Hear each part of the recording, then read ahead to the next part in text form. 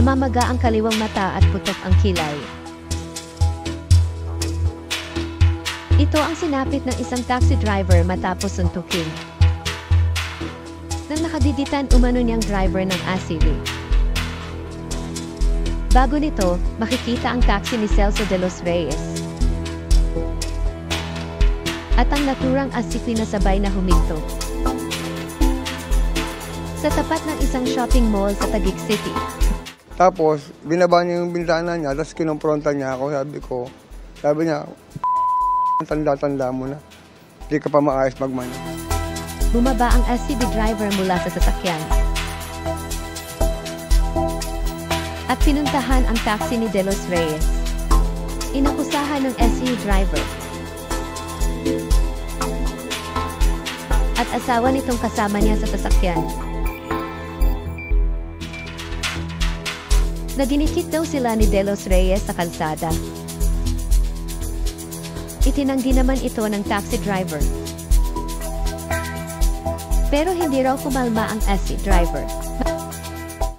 Binuhusan niya ako ng Diyos sa mukha. Ang ginawa po, sa sobrang sama din ng loob ko, meron po kumalit na binuhus ko po sila.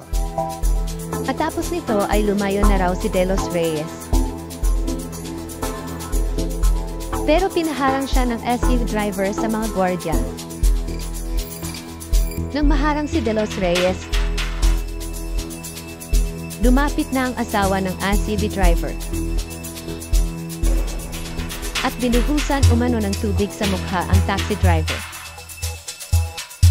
Ang SUV driver bigla namang sinuntok si De Los Reyes. Ito naman pong lalaki, lumingon na akala niya, papatulan ko yung asawa niya. Inupakan agad ako sa mukha. Nakikita ang pagpigil ng mga gwardya sa SUV driver. Habang lumabas sa kaliwang pinto ng taxi si De Los Reyes, na tila may iniinda sa kanyang kaliwang mata.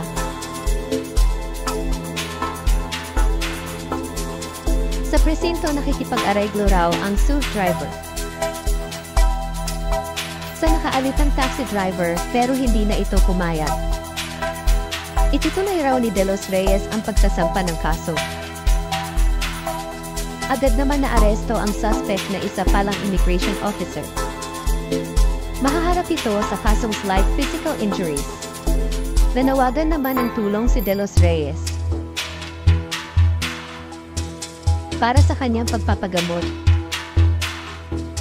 May namang dugo sa mata ko eh. Kaya kailangan daw po, sabi ng doktor na tumingin, bukas na magpa-ophthalmology ako.